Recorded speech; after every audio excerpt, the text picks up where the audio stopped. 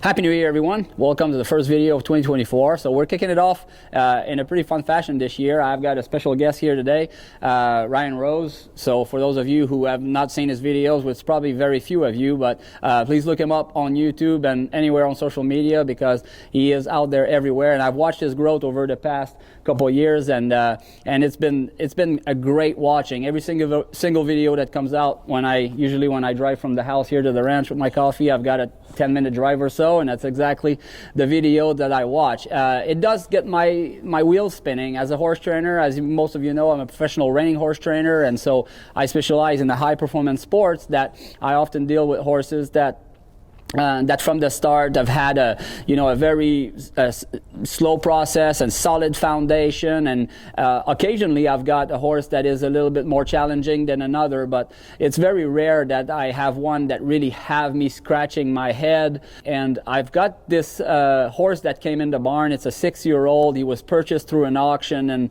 in Florida, and a client of mine purchased him, and before he's from Germany, so before he flies this horse all over to Germany, he asked me to evaluate this horse and take a look at this horse and make sure that what he bought what was represented in the video. And so we've watched videos, I've looked at the photos, everything looks real good, looks like a quite easygoing horse, looks a little bit green to ride, but looks safe enough, and looks like he's desensitized to noise and movements and such things. But my client was told that the horse seemed to be a little bit more skittish, more spooky than what he would want and what he was hoping for. So that's when I came in. So I brought this horse here, and I handled him a couple days just to see, and it felt like their concerns were right. The horse was very difficult to handle, very spooky, very strong. I did not feel at all like I would put my kids on him to go ride him, or even myself. So I didn't trust him enough to get on him. That's how much I felt out of place with this horse.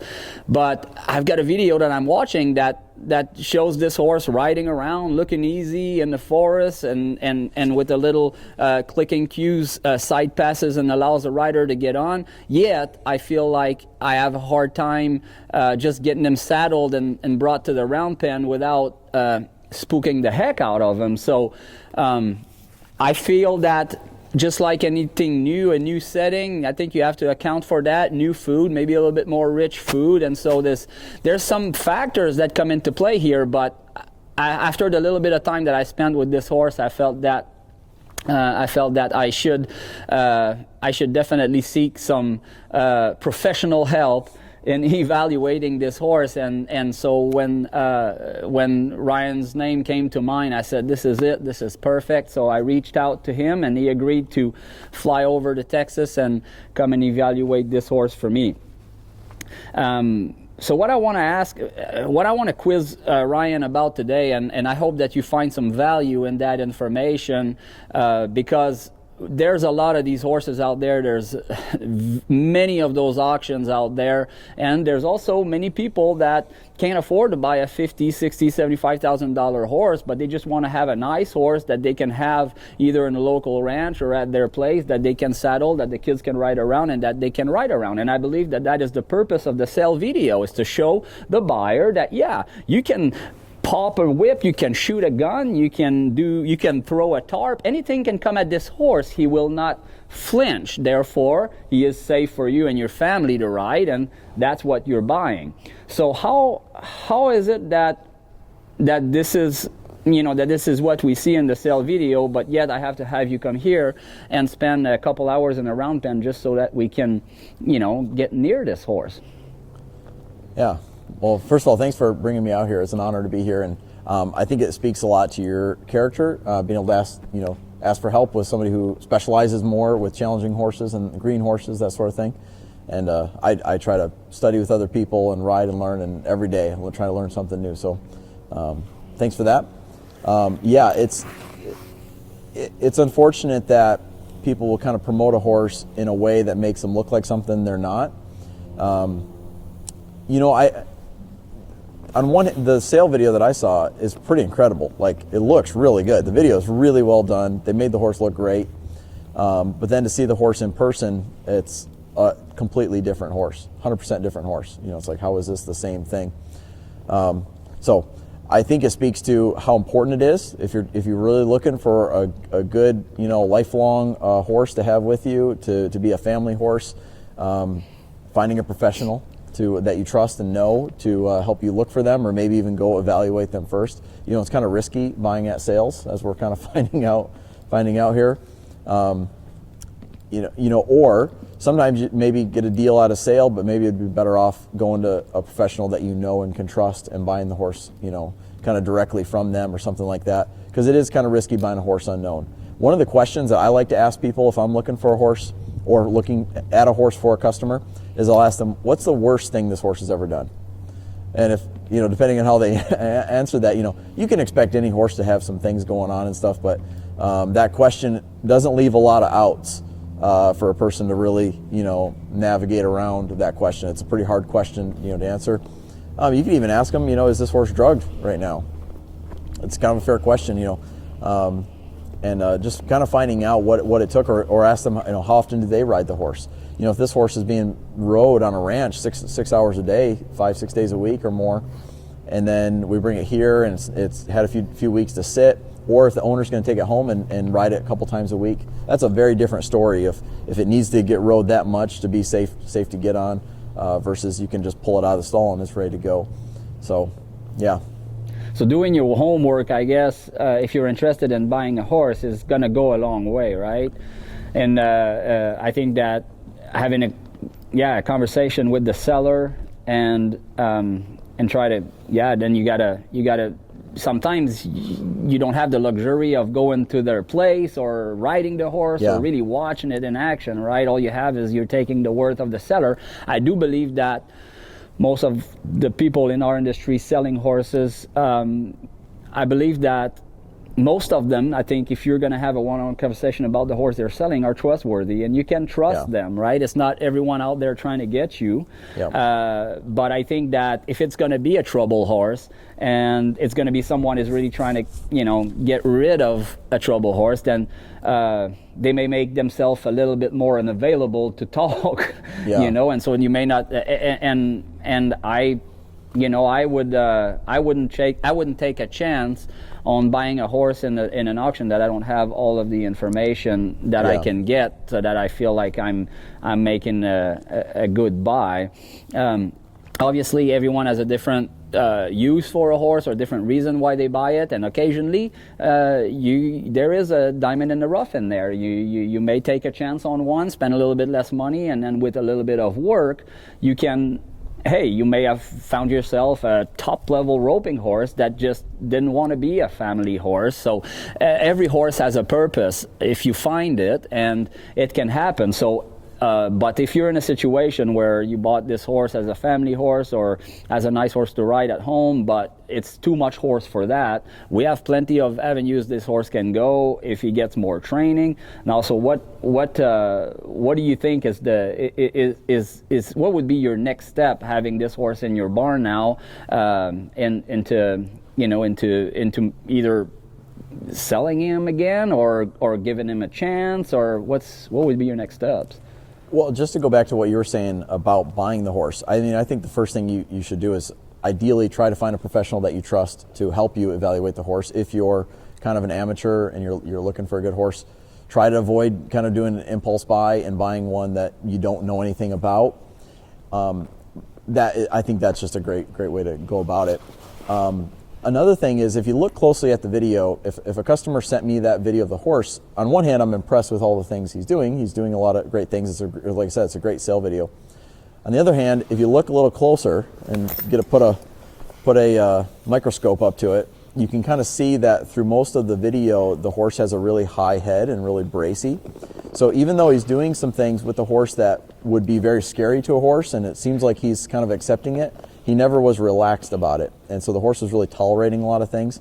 And then if you look in some of the parts where he's riding it, you can kind of see the horse has a J in his tail. And that indicates that horse is at a pretty high level of fear and brace in what he's doing. The tail should be relaxed. like these horses just standing here relaxed. You can see how you're sitting on the horse. You completely trust that horse. In this video, it doesn't look like you completely trust it. You know, he's kind of keeping the reins pretty short when he's loping around the field and that sort of thing. And I would have steered somebody away from that one, because if they were looking for a gentle horse, even though he's doing gentle horse stuff, the horse didn't look that gentle to me, just from watching the video. But again, you got to know what you're looking at, look a little closer. So it could be as simple as sending a video. You know, they could send me a video, they could send you a video, and hey, I'm looking at buying this horse. Here's a video of it. What do you think? You know, and then it's like, now let's get to a phone call or a conversation at least, you know, if you're not going to see the horse in person. But I think those are some great steps that everybody should take, because especially these days, horse prices are pretty high. You know, it's like, it's not that easy to just go find a great horse down the road. You really have to look pretty hard to find a good family horse. There's just not that many available, you know, and so you do have to look around and shop pretty hard before you can find a good price on a really good horse. But now, moving forward, what do we do with him now? That kind of depends on what the buyer or the person that bought the horse wants to do. I would like to see the horse get a foundation, instead of just kind of moving on from him and taking him to a sale and kind of doing a similar thing. I think if that horse could go to a trainer and get some time put onto him and get some of the holes in its foundation fixed up. You do have to look at, and for me, again, this is getting into pretty more detail about it, but there's like, what training does the horse have, and then there's how gentle natured is the horse.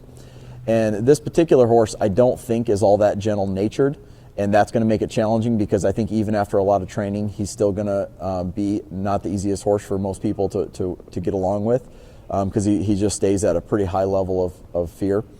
So he might be better, you know, maybe as a roping horse or a barrel racing horse, somebody that really has a job for him and can put him to work, versus a person that wants to ride once a week or something. You know, right. I don't think he's ever going to be that type of horse. So I would steer somebody away. And a lot of people are afraid to say that to people, that you got the wrong horse. And then another question I think is really good for people to ask themselves is, say, if I didn't own this horse, it wasn't mine, would I buy him tomorrow? And because a lot of people buy a horse and they have trouble selling it, then they get attached to it, they don't want to let it go, but it's kind of the wrong horse for them. And the worst case scenario is they get hurt with the horse. You know, they're doing something and they end up getting hurt. That's just something I don't want to see happen. And so if you think about it and you ask yourself, would I buy that horse tomorrow if I didn't own it today? If the answer is no, that tells you probably should think about moving on from that horse. It doesn't mean you have to ship it down the road to, you know, it's going to end up in a kill pen or something like that. It doesn't mean that. It just means it's not the right horse for you. You know, a cowboy that wants to ride 6 hours a day and needs a big, strong horse to get a day's work done, they're going to be all about it. You know, they need a horse like that. They don't need a horse that's good for a half day. Yeah. You know, they need a full day horse, not a half day horse. Right. So that's kind of what I would think of. But to me, the horse really could use a foundation on the ground and get just a little gentler and easier to be around. Like you talked about, like had to sedate it to get the farrier to do the work on it and stuff. To me, that's unacceptable. Like, what are we doing riding the horse if we can't handle its feet, you know? Right. These are a lot of things that, to me, ideally a weanling, yearling, 2-year-old would learn how to do. And that way the training is really that, it's training. But every horse, in my mind, needs taming first, and which means that they can go through life without being so fearful of things. You know, if you think of a Mustang that's, you know, wild and has had no handling, one of the hardest things to ask that horse to do is follow a feel and give to steady pressure. That is innately one of the most scary things for a horse. And, you know, you talked about this horse being really hard to just put your hand on and ask him to step over so you can get around him to saddle him, or the farrier has to hold his foot up in the air to get shoes on or trim his feet. That's a steady pressure yield that they have to do. And so I think every horse needs to learn that stuff and just get tame, where they're safe to tie up, safe to trail a load, safe for the farrier and the vet and basic handling, before we start thinking about training of like bridling them up, neck reining, turning them around, cracking a whip off them. You know, that's kind of icing on the cake. And if you don't got a cake and you're putting icing on it, you know, it's not going to be much of a dessert. So if you're ever in that situation with any horse, like obviously we worked at this horse earlier on this morning. We're going to work him again this afternoon, so that's probably going to become a 2-part video. I would encourage you to go and watch it. It's very fascinating to watch Ryan work with that horse, and if you want to see more of that type of work, I mean, like I said, I watch all of your videos and you cover so many different things that really helps me understand it a little bit more from the horse perspective. And as far as I'm concerned, is from my program early on, is the horses that I mostly work with are young horses that haven't been handled. So I got to teach them to handle pressure, and at first I sort of build myself sort of a safety net with tools here and there that I know help me regain control of their body energy. And then once I start to have those tools, then I slowly increment triggering that fear, and then right away get it back under control. And then I am the person that that made it all okay. And then eventually those horses learn to handle these situations. They could get very scared about something, but they're not going to do anything dangerous to you because they never learned to do that. Now, towards the end of that first session there, this is the part that got me a little bit worried, because you'd spent close to an hour working with the horse, and when we felt that we'd start to crack the shell a little bit, after when I came back in and just wanted to put the halter on, and I think something spooked him, and then he ran us both over and then bucked, and he was pretty gassed, and like you said, he wasn't gassed because he was tired, but just all of the stress and emotions just really coming out, and so that the horse had worked out, and but still did that, and that part worries me a little bit, because then I feel like it's going to pretty much always be in there. I'm going to always have a hard time trusting that horse.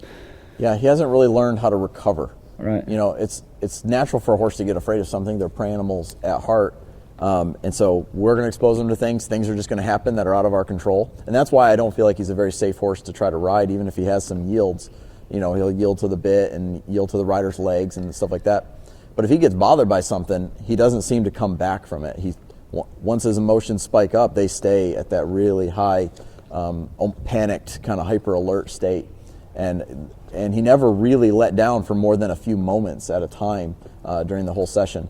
And so that's what makes me think innately, he's just a real kind of high spirited horse. So someone that's out there looking for a horse, so obviously anyone is always welcome to reach out to me with any concerns or questions about a horse they have or are interested in getting, especially my subscribers, and I will always take the best care of you guys, so you can always reach out. I assume that if someone has a horse or is looking for a horse, is welcome to reach out to you as well. Yeah, absolutely. I mean, it's a big deal buying a horse. It comes with a lot of responsibilities beyond just whatever you paid for the horse. And I don't take that lightly when somebody's looking for a horse. We want to find them the right one. So yeah, reaching out to somebody, even if it's not me maybe going there with them. If I could, I would. But finding a person in the area that they can trust, that knows horses and can help them evaluate it. It's a big deal buying a horse, and they need to, have some reverence for that decision, because once you get them, then it's like a little bit more to do. Once you got to figure out what you're going to do with them next. Yeah, absolutely. And I get very busy, you get very busy, but we know so many people around this industry, all around the world, all around America. So if sometimes you don't know anyone, but we can help you, find someone to help you or give you some guidance anyways in any capacity that we can. So the purpose of this talk was just raise awareness as far as anyone interested in buying a horse and buying through an auction versus buying privately. And auctions can be great. This is where you can get a deal, and buying privately, sometimes not everyone has that a ton of money to spend on a horse. So but the smaller your budget, sometimes you limit you limit what's available out there, and you're going to have to live with something that is not perfect. It could be the look, it could be the amount of training that it has, it could be a number of things. I get my best deals when it's just a nice horse that is owned by someone that doesn't have the time for it or the financial means to keep it, so they have to move it, and sometimes you can find a good deal there, and sometimes an auction for these people is a good out, or you have small time breeders that have some nice horses that they're selling out there. So just do your homework and don't always trust the sale video. Yeah, and I'm a fan of auctions. I'm not condoning auctions in any way, Because I've seen a lot of people that are great trainers, they'll sell their best horses at a sale because they have a chance of getting maybe more money than they thought they could get if they sell it privately. Let's say they think the horse is worth, $20,000. There's a chance at the sale, if it does really well, that it could bring more than that. And so, they're going to be inclined to bring their best horses to the sale. But there's the other side of the auction, which is sometimes people are offloading horses too. And so you just got to have that knowledge and experience going into it. Because I would say it is more risky buying at a sale, unless you're buying it from a person that you know how they train the horse, you saw it, beforehand or something like that. But yeah, auctions have a great place in the equine industry and in the market.